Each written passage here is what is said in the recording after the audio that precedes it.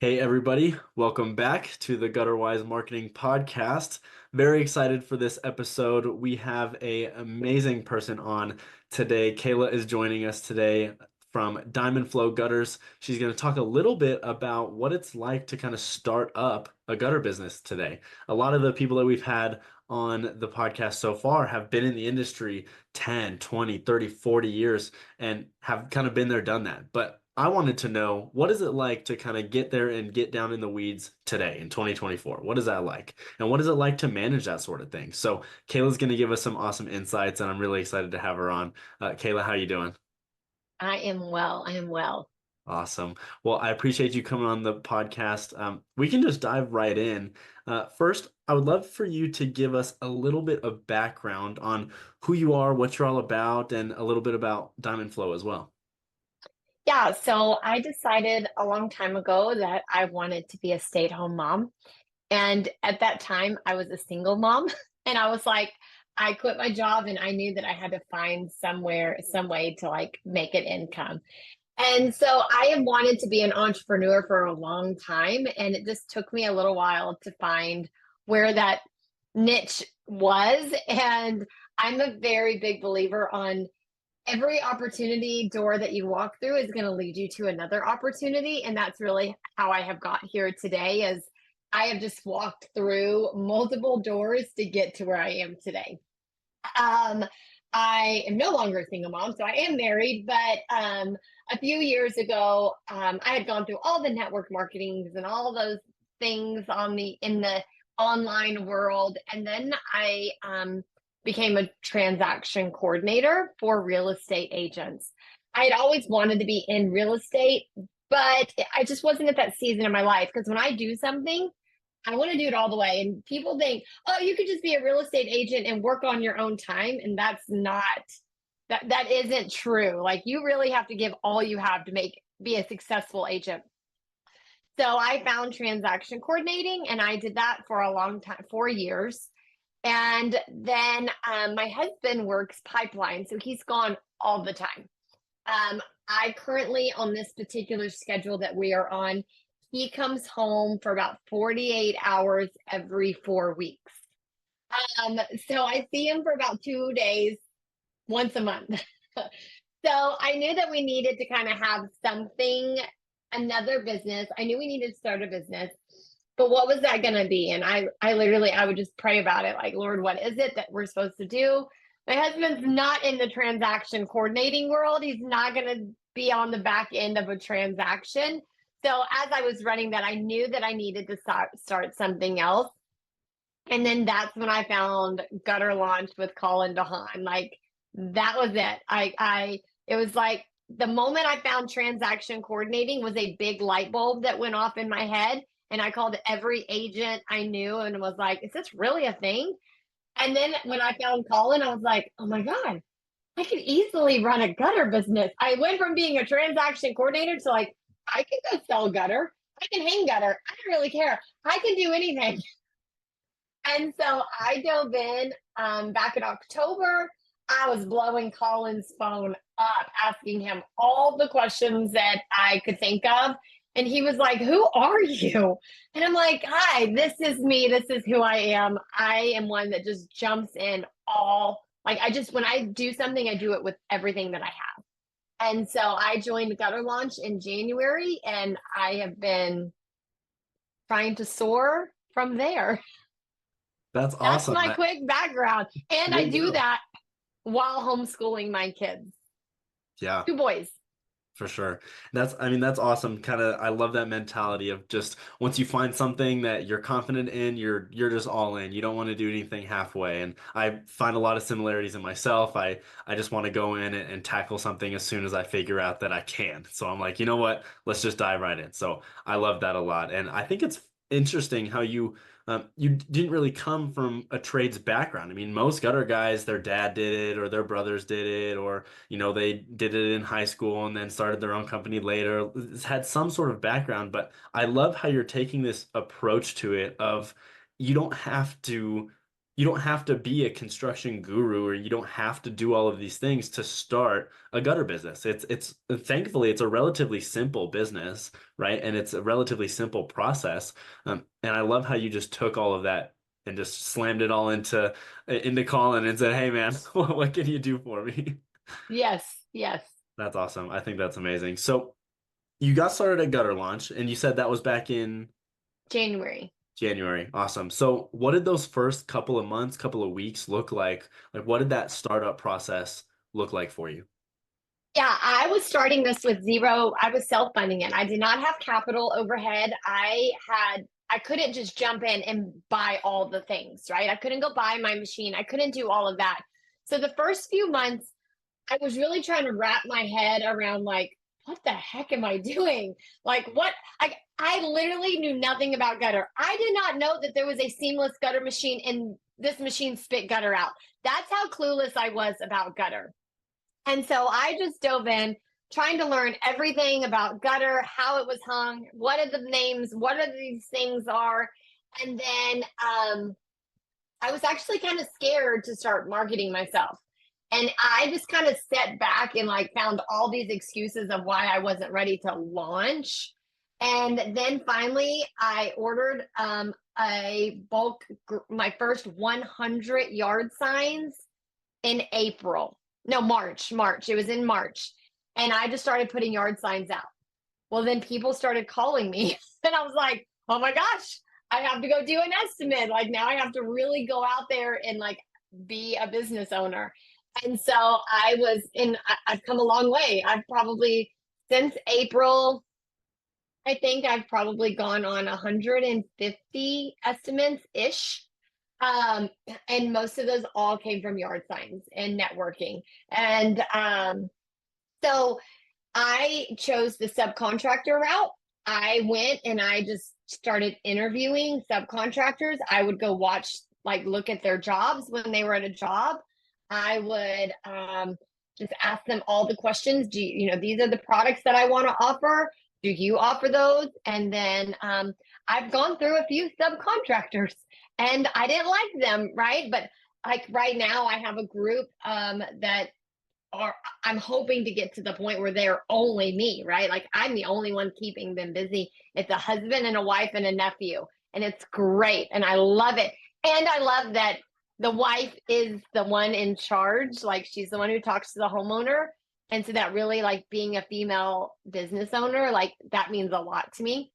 Because ultimately, I would love to have a whole female team of installers and door knockers and salespeople.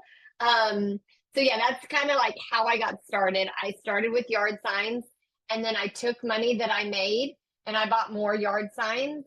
And then I started a few some Facebook ads that did not go well for me at the first time. The company that I chose it just didn't. I was just getting some poor leads, right? But it happens. And so then I backed off and I just went back to yard signs and networking, and I did a little bit of door knocking. Door knocking is a little tough being a homeschooling mom. So I try to get as much as I could in the summertime. And I'm at the point where I'm trying to build a door knocking team. That's my next big goal, is to have people on the ground for me. Um, so yeah, that's kind of how I got started. I really put door yard signs out, and I tell myself every time you go put yard signs out, people call you. And then I put the money back in, and that's just what we keep doing. Now, once we get that, a sales team built, that would be amazing, because then obviously things can start moving without me personally being in. But I am the installer, your admin, your yard sign, like I am the seat holder for everything except install.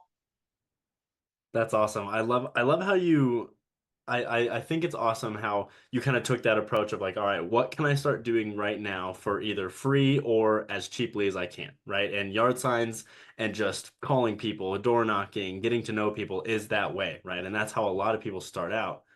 And it's And then awesome when that people post in like Facebook groups of like, who's the gutter, I would probably go through 50 people and be like, can you go tag me? Can you go tag me? Like I would literally ask people, can you go tag me? there And you then it go. just got to the point to where now everybody knows like when they see it, oh yeah, tag Kayla. Yep. That's awesome. And it's really just putting in that work, putting in that tough work in the beginning because you don't have the resources to kind of build that team quite yet and have a lot of that maybe those ads running, things like that. So it's tough to, have to just get out there and do the hard work. But obviously, like you said, you put out yard signs, you got calls, right? And I think that that's amazing because eventually you get to that point where you kind of know the equation, right? For this many yard signs, I get on average this many calls. And so then the goal then is just to maximize the input, right? Put as many yard signs out as I can because then I know how many calls I can relatively expect. And, then I can understand my closing ratio and what kind type of money I can get back from that. And then how many yard signs I can buy more of, right? And I think that's the best way to start out, not only a gutter business, but almost any business. I mean, that's how I started out, right? I just picked up the phone. I started calling people. I said, "Hey, my name's George. I am the owner of so and so marketing agency, and I'd love to get the opportunity to talk with you, that sort of thing." And so I love how you did that. That's amazing. I wanted to ask you kind of what was some of your biggest challenges when you first got into it. You started putting out those yard signs, you started getting those calls. What did you quickly learn might be a problem that you needed to address? My sales process.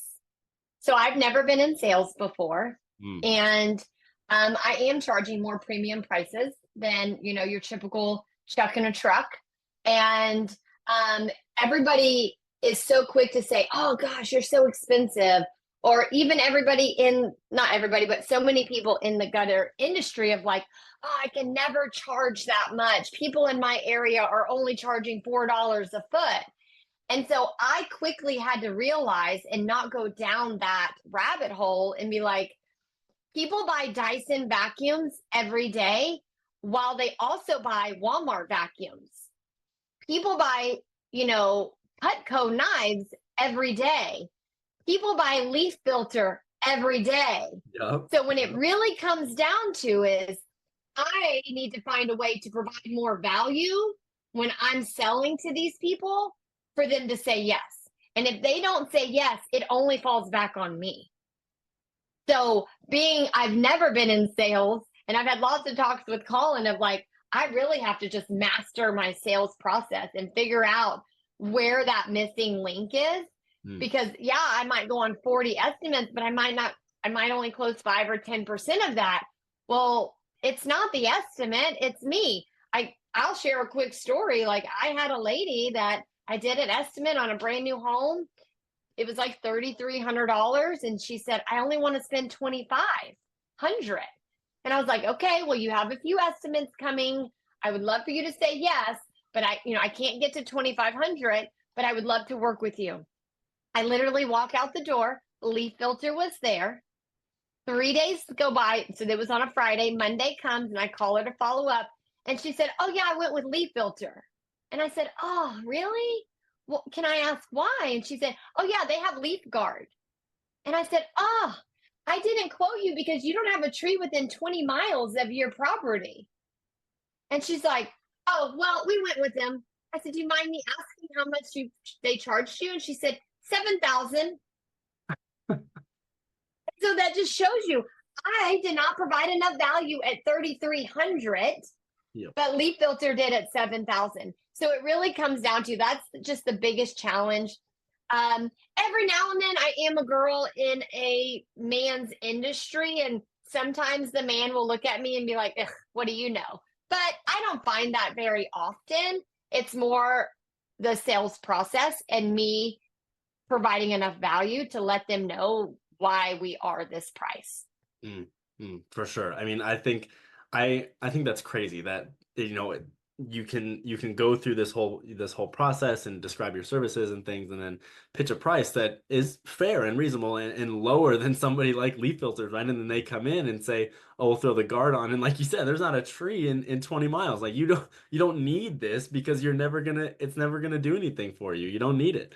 And then, they end up paying it anyway because for some reason there was at some point they provided more value or they assumed more value than what you did at even a lower price. And so I think that that's awesome. And I love how you're learning that very quickly. A lot of people, I mean, have been in the gutter industry 10 years already, and they still don't understand that, right? They're still stuck charging, $4, $5, $6 a foot, whatever it might be, because they don't understand how to communicate that value. So I applaud you on Right. learning that quickly, because that's going to be something that will set you up for significant success once you start getting a lot more traction and building out that sales team. Because that's something that, I mean, like I said, guys are still stuck on 10 years later. So props to you there.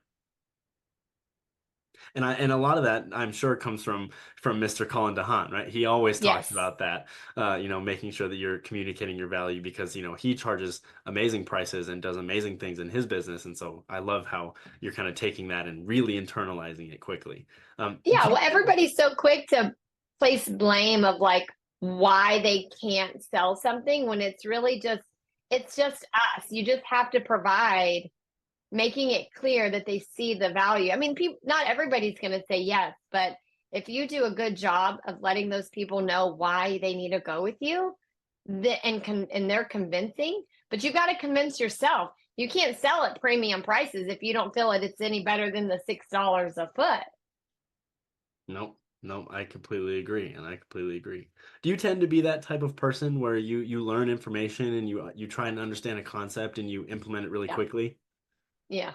That's awesome. I had a conversation with a gentleman earlier today, where he had mentioned and he mentioned that this was a fault of his own, that it took him, 4 or 5 years to start implementing a lot of the things that he was learning from, the podcasts and the books and all of that. And, he just would consume all of this and then not go out and implement it. And then when he saw that nothing was changing, he was like, oh, well, maybe I want to start implementing that. So I think that's Yeah. awesome that you're just, really diving in and implementing it as soon as you learn it, because it takes some people 4 or 5 years to get to that stage. So congratulations there.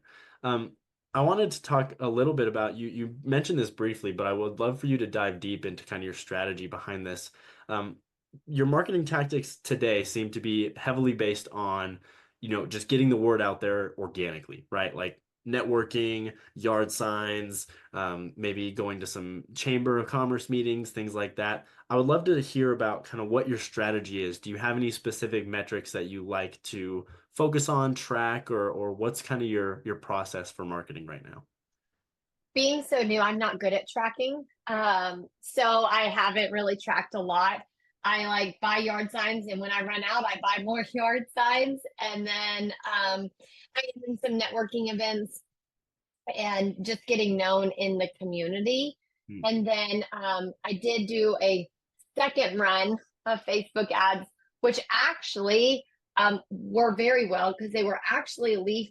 Somehow the gentleman was able to really get us in the door when others were getting leaf filter quotes.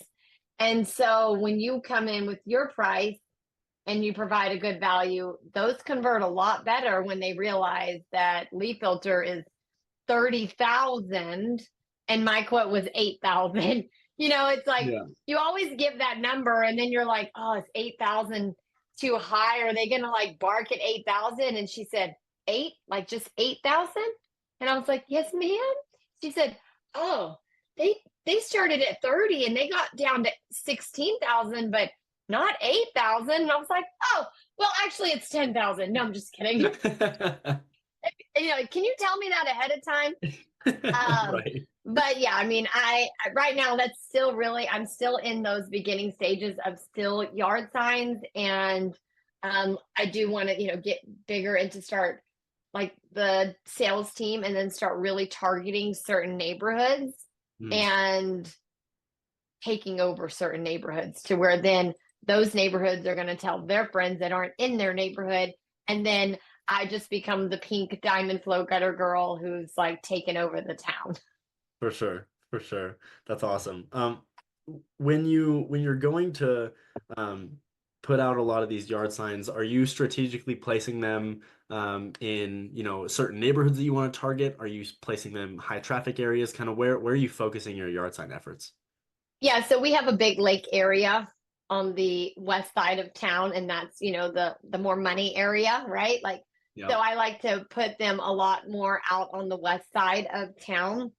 and then big intersections and just where people there's a lot of traction. If you go to Home Depot on a Friday night and you put them out, they usually stay till Monday. The Home Depot and Lowe's and like malls and grocery stores, they'll usually stay until Monday. And so I'll usually get a few calls if I put them out Friday night. But yeah, that's pretty much where I place all of my yard signs. And then I did a contest to where I gave away a $50 gift card for your choice of restaurant for, I had to put out 100 yard signs. And so I blasted it in like, garage sale groups, neighborhood groups, whoever would allow me to come put a yard sign in their yard, I did a drawing for a $50 gift card of their choice of restaurant. So just trying to find ways to get out there to be different and just to where I would love if it was like one neighborhood, right? Where all these people are seeing my signs in that one neighborhood, but it is still mixed up everywhere. That's awesome. I mean, it seems like you're quickly learning though, kind of what works and what doesn't. I mean, putting Mhm. yard signs out on Fridays for Home Depot and Lowe's, and you know that they can stay till at least Monday. Like that's awesome. So like I love how you know that already, and that's really fun. Well, and if a yard sign is $4 and 20 people see it, that's better than a $20 Facebook lead, right? Or some people's industry are, their area. I was getting my leads were about $26 in Facebook, while others were paying $100 a lead on Facebook. So, it's a yard sign's $4. Yeah, yeah, especially, and I love how I think that's awesome. I love how you're kind of strategizing and putting that out there already. That's awesome. If you don't mind me asking, where are you guys sitting in terms of revenue right now? What have the past couple of months looked like? So this past month has been super low, super, super low. And that is because we came off of summer Mm. where I was super busy. And then I started homeschool. So I've homeschooled for this is my 4th year of homeschooling. And so I'm trying to find that rhythm of what do I need to do. And I was with a Facebook ads guy that was getting me lots of leads. I mean, I think I had 60 leads from him in August. Mm. And then that person just fell off the face of the earth. Oh, And so there went the Facebook ads. And I put, um, like, I just talked to Colin about this because I'm like, I put so much of my eggs in that basket yeah. thinking that they were going to keep coming. And so the yard sign stopped. The Facebook interaction, I kind of slowed down because me being the only person, I was running all of those estimates. So I Hmm. didn't have time to go back and forth. So I'm kind of like just kind of stepped back and it's like, okay, now we need to go back to putting yard signs out. So the most so far that I've had done in revenue, I want to, it's very low. It's I think we were sitting at 18,000 that one month, which is pretty low for, I mean, I want to be at 40, 50,000, which is still low for a newcomer. But so yeah, I'm just figuring it all out as I go, and one day I'll get there, slow and steady. I mean, I think 18,000 is still an amazing number for someone who just got into the business not even a year ago, right? Like you don't even have a Yeah, year I mean, into this. overall, I think since I started, I think I'm just at 50,000 overall. I mean, still, I think that that's amazing for someone who's just breaking in. I mean, you Yeah. you hear about guys all the time that have been in it for 4 or 5 years and they're still sitting at 100, 150, and you guys are creeping up on almost six figures in your first year, which is awesome.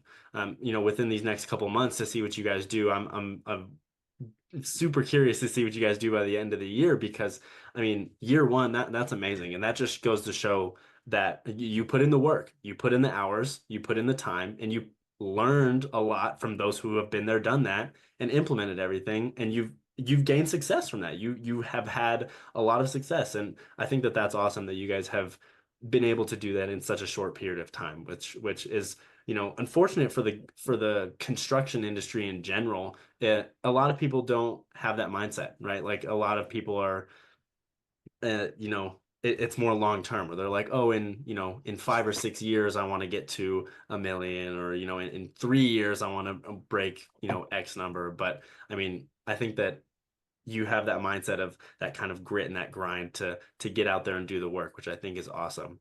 As well, you mentioned a piece just a second ago about homeschooling, right? How it's slowed down a little bit because the school season has kicked back in, and you're spending a lot of your time doing that. I would love for you to talk about, how you manage that business family relationship, because I know you're very family oriented and you love your children and all your family, which is awesome. So I want to know, what does that look like? What does that back and forth look like since you guys have started? It's hard, but I will say in the gutter industry, it's easier than the TC industry, transaction coordinating, because Okay. in the TC world, I was on the phone all the time, Mm. all the time. So the way that I've kind of carved out for right now is I try to leave at least 3.5 hours in the morning, that we get up by 9 o'clock, breakfast is fed, kids are dressed, and I have two boys that I homeschool.